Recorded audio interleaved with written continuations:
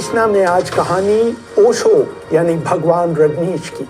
क्या वो आदि विद्रोही थे या सेक्स गुरु?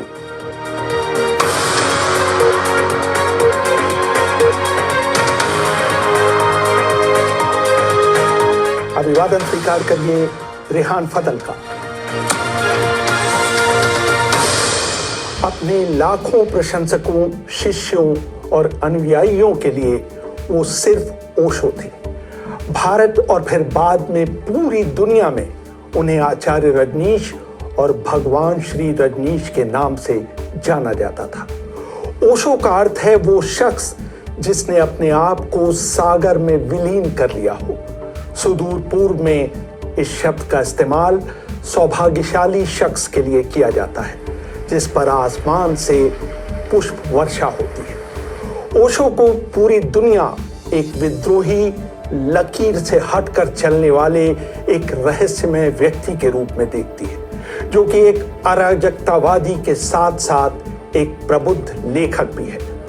ओशो में लोगों की दिलचस्पी इसलिए भी जगी क्योंकि वो किसी परंपरा, दार्शनिक विचारधारा या धर्म का हिस्सा कभी नहीं रहे। 11 दिसंबर 1931 को मध्य भारत में गदरवारा में जन्मे ओशो का असली नाम चंद्रमोहन जैन था। जब 1951 में बीए पास करने के बाद ओशो ने जबलपुर के हितकारिणी कॉलेज में दाखिला लिया तो दर्शन शास्त्र के एक प्रोफेसर से उनकी ठन गई। वो लेक्चर के दौरान इतने सवाल पूछते थे कि प्रोफेसर जवाब देते देते तंग आ जाते थे और वो समय पर अपना कोर्स पूरा नहीं कर पाते थे। वसंत जोशी ओशो की जीवनी the luminous rebel, life story of A Maverick mistake में लिखते हैं। आखिरकार जब प्रोफेसर से बर्दाश्त नहीं हुआ तो उन्होंने प्रधानाचार्य को अल्टीमेटम दे दिया कि उस कॉलेज में या तो वो रहेंगे या ओशो।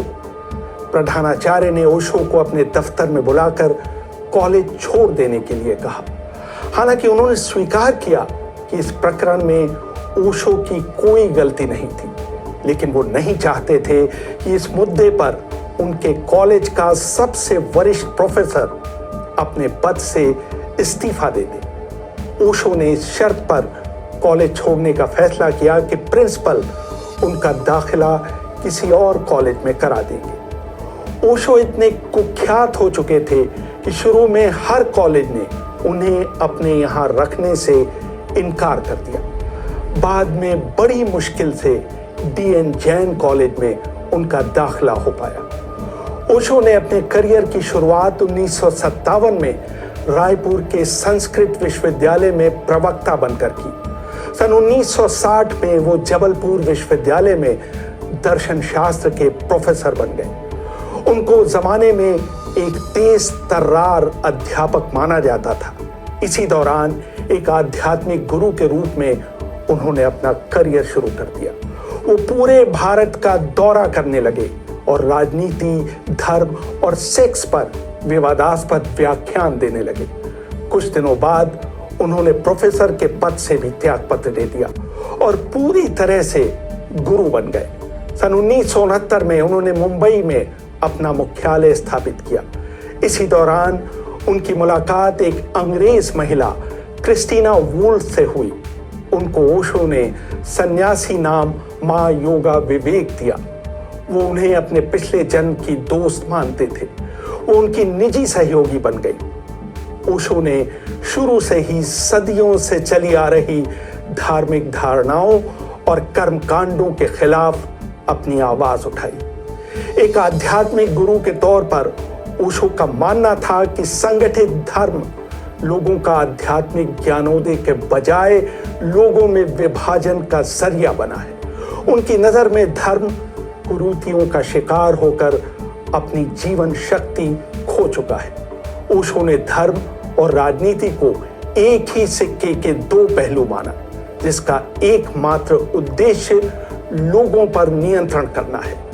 उन्होंने पूर्वी दर्शन और फ्रायड के मनोविश्लेषण का अद्भुत समन्वय लोगों के सामने पेश किया और खुले शब्दों में सेक्सुअल लिबरेशन की वकालत की। जटिल अवधारणाओं को सामान्य भाषा में पेश करने की उनकी क्षमता ने अलग अलग पेशे के कई लोगों को उनकी तरफ आकर्षित किया। जाने माने लेखक खुशवंत सिंह ने उनकी तारीफ करते हुए लिखा था, ओशो भारत में पैदा हुए सबसे मौलिक विचारकों में से एक थे। इसके अलावा वो सबसे अधिक विचारशील, वैज्ञानिक सोच और नए विचारों वाले शख्स थे। अमेरिकी लेखक टॉम रॉबिन्स का मानना था कि ओशो की किताबें पढ़कर लगता है कि वो 20वीं सदी के सबसे महान आध्यात्मिक गुरु थे। कई सालों तक ओशो की सचिव रही मां आनंद शीला बहुत कम उम्र में उनके संपर्क में आ गई थी। ओशो अपनी हर महिला अनुयायी को मां का नाम दिया करते थे, क्योंकि वो हर महिला को मातृत्व का प्रतीक मानते थे। हर पुरुष अनुयायी को वो स्वामी कहकर पुकारते थे, ताकि उन्हें हमेशा ये बात याद रहे कि उन्हें अपने ऊपर नियंत्रण रखना है। शीला अपनी आत्मकथा don't kill him, the story of my life with भगवान रजनीश में लिखती है, आमतौर से भगवान बिना पहले से तय किए गए समय के बगैर लोगों से मिलते नहीं थे, लेकिन हम उनसे बिना अपॉइंटमेंट के मिलने चले गए थे। जब मैं उनके कमरे में घुसी तो वो कमरे के किनारे पर एक सोफे पर पालथी मारे हुए बैठे हुए थे। उन्होंने सफेद रंग का एक गाउन पहन रखा था। जब मैं कमरे में दाखिल हुई तो भगवान मेरी तरफ देखकर मुस्कुराए और अपनी बाहें फैला दी। उन्होंने मुझे अपने सीने से लगाया और बहुत धीरे से मेरा हाथ पकड़ लिया। मैंने उनकी गोद में अपना सिर रख दिया। थोड़ी देर बाद जब मैं चुपके से उठकर जाने लगी तो उन्होंने मुझे फिर बुला लिया। उन्होंने कहा, शीला, कल तुम मुझसे 2:30 बजे मिलने आओगी। ओशो अपने हर शिष्य को लकड़ी की बनी एक माला देते थे, जिसमें एक लॉकेट होता था और उसके दोनों तरफ ओशो का चित्र लगा होता था। हर सन्यासी से यह अपेक्षा की जाती थी कि वो हर समय उस लॉकेट को पहने। वो चाहते थे कि उनके शिष्य नारंगी या लाल कपड़े पहने। ये जरूरी होता था कि वो कपड़े ढीले हों, ताकि आसानी से शरीर में ऊर्जा का संचार हो सके। ओशो अपना भाषण हिंदी या अंग्रेजी में दिया करते थे। अनुयायियों को निर्देश थे कि भाषण के समय वो अपनी आंखें मुंदी रखें। ओशो विवादास्पद विषयों पर अपनी राय रखने के लिए मशहूर थे। विन मैककॉर्मिक अपनी किताब द रजनीश क्रॉनिकल में लिखते हैं, उनके विचार इतने विवादास्पद होते थे कि कई बार भारतीय संसद में उन पर प्रतिबंध लगाने के बारे में चर्चा हुई थी। अलग अलग लोगों को आकृष्ट करने के लिए ओशो कई अलग अलग विषय चुनते थे। उनके श्रोतागण मिलीजुली पृष्ठभूमि से आते थे।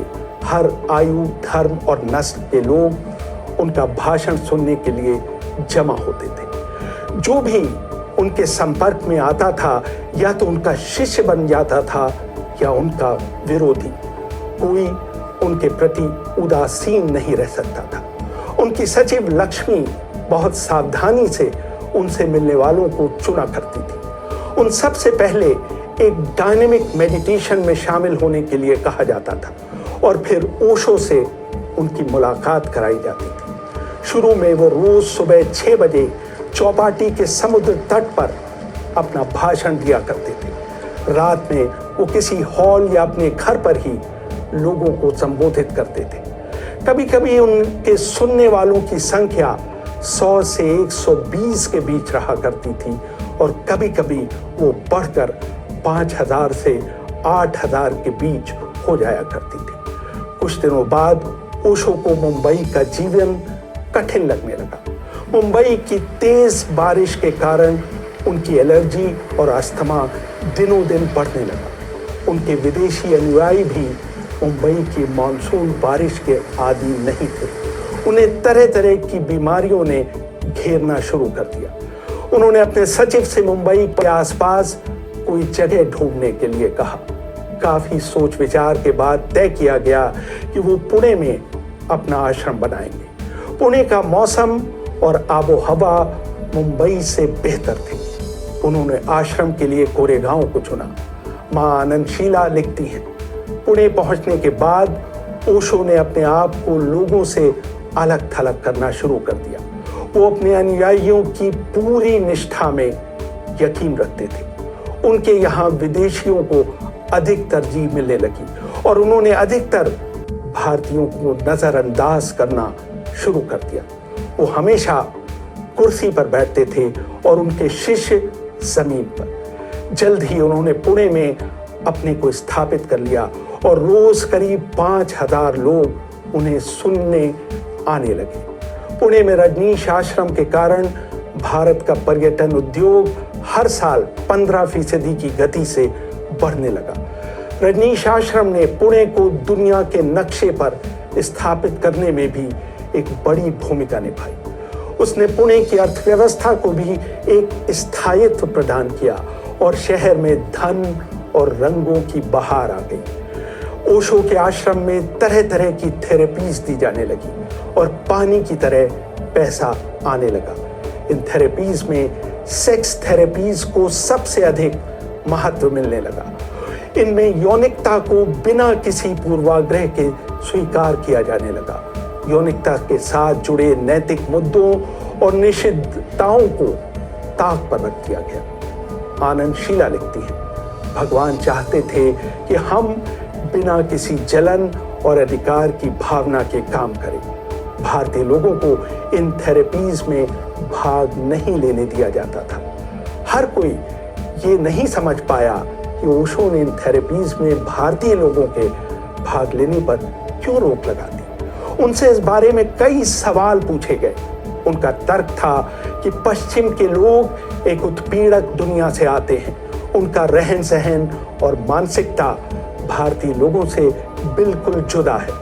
उनको एक सक्रिय थेरेपी की जरूरत है, जबकि भारतीय लोगों के लिए निष्क्रिय और शांत ध्यान पर्याप्त है। उनके इस तर्क से उनके भारतीय शिष्यों के पास ये संदेश गया कि वो आध्यात्मिक तौर पर पश्चिम से आने वाले लोगों से बेहतर है। ओशो ने अपने आश्रम में यौन पार्टनर्स को बदलने को हमेशा प्रोत्साहित किया। ओशो के एक शिष्य रहे टिम गेस्ट अपनी किताब my life in orange growing up with the गुरु में लिखते हैं, कई भारतीय उनकी किताब संभोग से समाधि को पोर्नोग्राफिक किताब मानते हैं। इससे उनकी धार्मिक भावनाओं को चोट पहुंचती है, क्योंकि इसमें खुलेआम सेक्स के बारे में बात की गई है। ये किताब लिखकर वो कई सेक्स को दबाने की सोच रखने वाले साधु संतों के दुश्मन बन गए।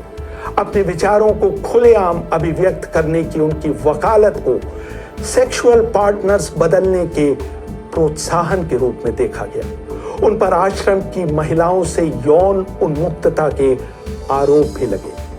थोड़े समय में पुणे के रजनीश आश्रम का कुल क्षेत्र 25,000 वर्ग मीटर हो गया। वहां पर एक मेडिकल सेंटर बनाया गया, जहां दुनिया भर से लाए गए डॉक्टरों और नर्सों को रखा गया। आश्रम में रहने वाले लोगों और पूर्णकालिक मजदूरों के लिए मेडिकल सेवा मुफ्त रखी गई। आनंदशीला लिखती हैं, ओशो नहीं चाहते थे कि उस संकुचित जगह में नवजात बच्चों को रखा जाए, इसलिए सन्यासिनों को गर्भवती होने के लिए हतोत्साहित किया जाता था। ओशो अक्सर यौन रिप्रेशन की बात करते थे, इसलिए सन्यासी खुला सेक्स जीवन जीते थे, जिसकी वजह से हमारे आश्रम में यौन संचारित रोग बढ़ने लगे। कुछ सन्यासियों के तो 1 महीने में 90 के करीब यौन संपर्क देखे गए। मुझे आश्चर्य होता था कि इतने व्यस्त दिन के बाद भी सन्यासियों को सेक्स के लिए समय किस तरह मिल पाता था। इस बीच ओशो की बीमारियां बढ़ने लगी। उनकी एलर्जी, अस्थमा और पीठ में दर्द और बढ़ गया। जब उनका मधुमेह बढ़ा तो उन्होंने अपने निवास से निकलना और भाषण देना बंद कर दिया। उनकी आंखें कमजोर होती चली गईं और किताब पढ़ने के बाद उनके सिर में दर्द रहने लगा। आनंदशीला लिखती हैं, उनको परफ्यूम और सेंट से बहुत एलर्जी थी। हमें उन लोगों को उनके पास आने से रोकने में बहुत मशक्कत करनी पड़ती थी जिन्होंने सेंट लगाया होता था। सुबह और शाम के भाषणों से पहले हर श्रोता के शरीर को सूंघा जाता था कि कहीं उसने कोई इत्र या परफ्यूम तो नहीं लगा रखा है। ये एक अजीब तरह की प्रक्रिया थी, लेकिन ओशो को एलर्जी से बचाने के लिए ये जरूरी था। बाहरी लोगों के लिए आश्रम का गेट सुबह 6 बजे खुलता था और रात 9 बजे बंद होता था। लेकिन अंततः पुणे से भी ओशो का दिल भर गया। उन्होंने अमेरिका में ओरेगन में एक आश्रम बनाने की योजना बनाई, जिसमें उनके हजारों शिष्य एक साथ रह सके। 31 मई 1981 को वो मुंबई से अपने नए आश्रम के लिए अमेरिका रवाना हुए। उनके साथ उनके 2500 आश्रम वासियों ने भी अमेरिका का रुख किया। इनमें मशहूर फिल्म अभिनेता विनोद खन्ना भी थे। इस बीच ओशो ने 93 रोल्स रॉयस कारें खरीदी, लेकिन यहीं से उनके बुरे दिन शुरू हो गए और उनका अमेरिकी सपना ताश के पत्तों की तरह ढहना शुरू हो गया। उन पर प्रवासी नियमों का उल्लंघन करने के लिए मुकदमा चलाया गया। उन्हें 17 दिन अमेरिकी जेल में रहना पड़ा और आखिरकार 48 लाख रुपए जुर्माना देकर उन्हें जेल से निजात मिली और वो अमेरिका छोड़ने के लिए राजी हो गए। इसके बाद उन्होंने कई देशों में शरण लेने की कोशिश की, लेकिन एक के बाद एक कई देशों ने उन्हें अपने यहाँ लेने से इनकार कर दिया। आखिरकार वो अपने देश भारत वापस आने के लिए मजबूर हुए। 19 जनवरी 1990 को उन्होंने मात्र 58 साल की उम्र में इस दुनिया से अलविदा कहा। पुणे के उनके निवास लाओजू हाउस में उनकी समाधि बनाई गई, जिसके टॉम स्टोन पर लिखा गया, ओशो जो न कभी पैदा हुए न कभी मरे। उन्होंने 11 दिसंबर 1931 और 19 जनवरी 1990 के बीच इस धरती की यात्रा की। रेहान फजल,